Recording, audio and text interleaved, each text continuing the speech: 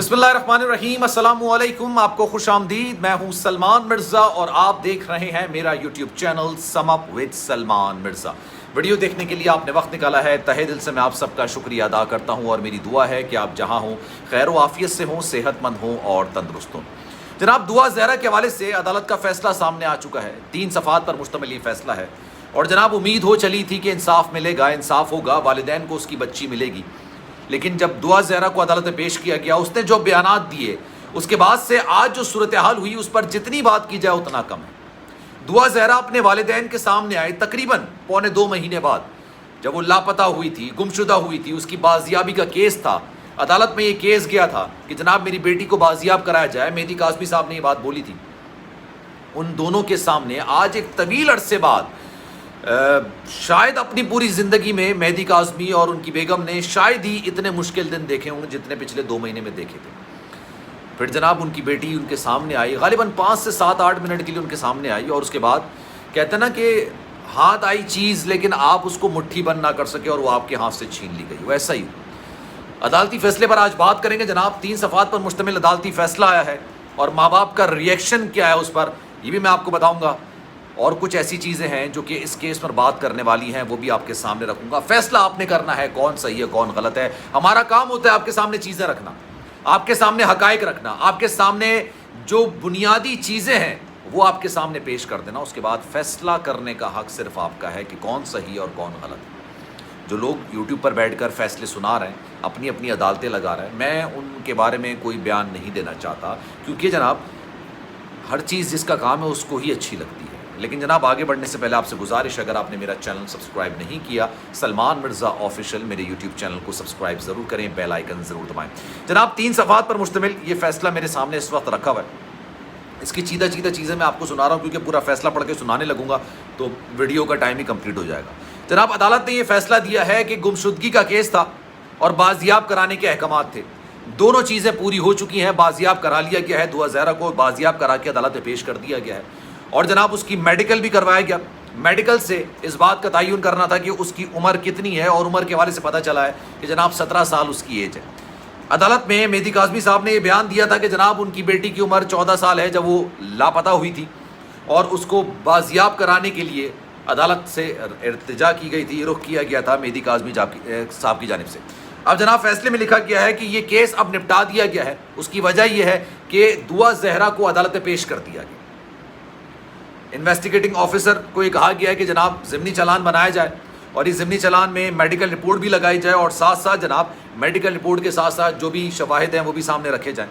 بچی کو عدالت میں پیش کیا گیا، اور اس کے بعد بچی نے اس بات کو تسلیم کیا کہ اس کی مرضی سے شادی ہوئی ہے، وہ اپنی مرضی سے گئی تھی، اور وہ اپنی مرضی کے ساتھ اپنے جو بھی مبینہ شوہر ہیں، کیونکہ یہاں پہ شوہر کا لفظ استعمال نہیں کیا گیا، وہ جس کے ساتھ رہنا چاہتی ہے رہ سکتی ہے۔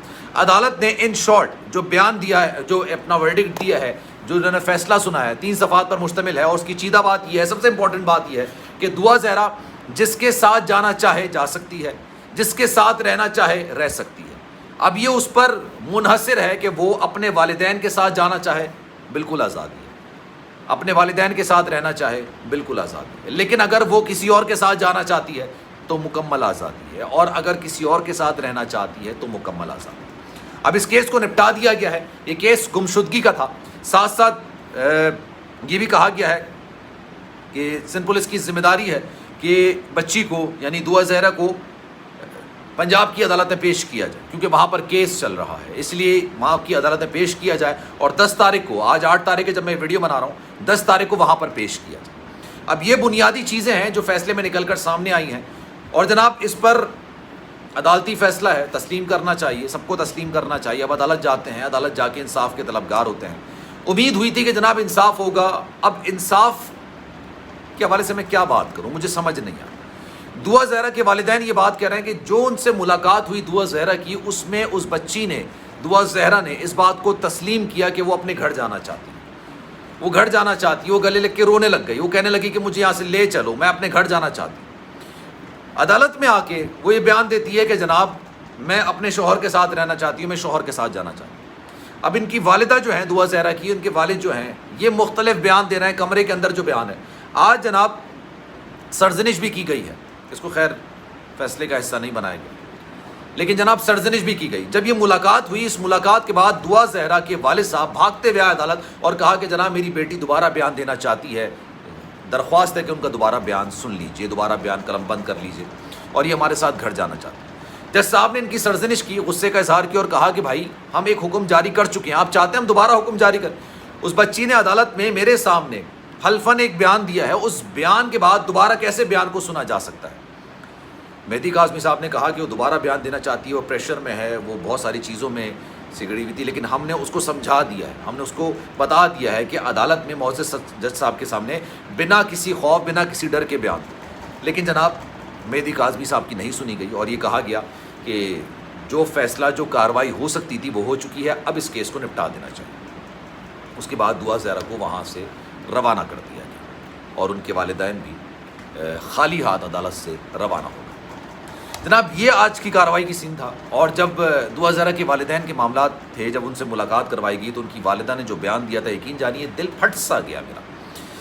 اس میں کون سچ ہے کون غلط ہے, میں اس چیز کی بحث میں فی الحال اب نہیں پڑھنا چاہتا. اتنی چیزیں عدالت میں معاملات کچھ اور ہیں جہاں پر کئی لوگ کھڑے ہیں, جج صاحبان ہیں, پولیس اہلکار ہیں, مدعی ہے, بہت سارے لوگ موجود ہیں, جو اغوا ہوا وہ وہاں پر موجود ہے, وہ بیان کچھ اور دیتی ہے.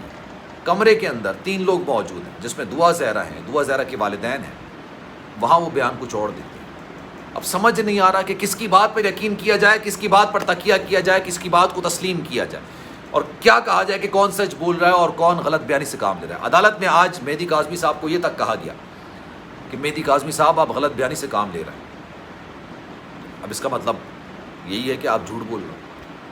اب واقعی میں مہدی کاظمی صاحب جھوٹ بول رہے ہیں یا سچ بول رہے ہیں میں نہیں جانتا, لیکن یار کون اپنی بچی کے بارے میں غلط بیانی کرے گا, کون اپنی بچی کے بارے میں غلط بولے گا, اور کیوں وہ بچی جس کے لیے اس کا باپ اتنی جنگ لڑ رہا ہے وہ عدالت میں آ کے جھوٹ بولے گی. میرا سوال تو یہ بھی ہے. پریشرائز کیا گیا, مان لیں گے ایک سیکنڈ کے لیے پریشرائز کیا گیا, لیکن کس چیز سے پریشرائز کیا؟ آپ عدالت میں کھڑے موجود ہیں, آپ ان کا نام لے دیں جو آپ کو پریشرائز کر. آپ کے والدین جو سب سے بڑے آپ کے محافظ ہیں, آپ ان کے پاس بھاگ کے جا سکتی تھی, لیکن وہ نہیں گئی.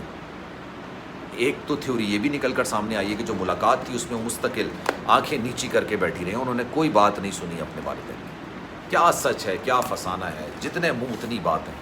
جناب سلمان مرزا کو دیجیے اجازت, زندگی رہی صحت رہی, انشاءاللہ آپ سے پھر ملاقات ہوگی. خیال رکھیے گا اپنا.